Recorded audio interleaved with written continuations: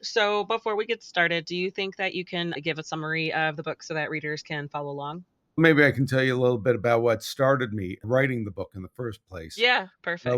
which began one February morning 30 years ago when my wife said, "Take this crying baby out of the apartment." And crying babies tend to create their own social conditions that you have to Mhm. respond to. I put that kid in the stroller and I pushed him up Broadway. And as we passed H&H Bagels, there were a group of homeless guys standing in the doorway. And one of them walked up to me, cocked back his fist, and said, "Call the police on me now, motherfucker." And I was completely defenseless because my hands were down on the stroller handles. And obviously, my child was completely defenseless in the stroller. And I felt a rage I'd never experienced before.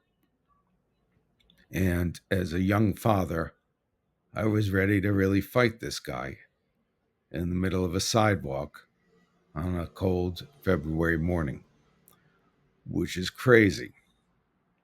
But because I'm a writer, as he dropped his fist and laughed and walked back to his friends, I thought that reaction is the beginning of a story. That emotion is powerful enough to be the ignition point for a story. But by the time I got to the corner, I thought, but that's not enough to write the kind of story I want to write. Stephen King is very smart and not only a very good and prolific writer, but a very good reader. Says that in order for a novel to exist, you have to bring two opposing ideas together. And I thought, why did that guy do that to me? Why was he messing with me like that? What led him to the point that he was in that doorway and that was the thing that was going to make his day? And how did he end up so far out on the fringes of society? And I thought if I can tell his story as well as the story of the father, the taxpayer, the stakeholder in society, talk about what these two different guys want out of the world and how somebody could exploit those tensions, then I might have something.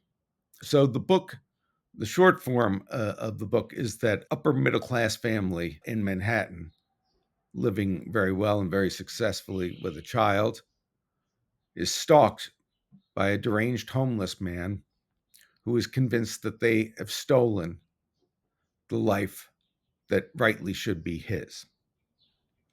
But nothing is quite as it seems, and the identity of the intruder shifts as the book goes on.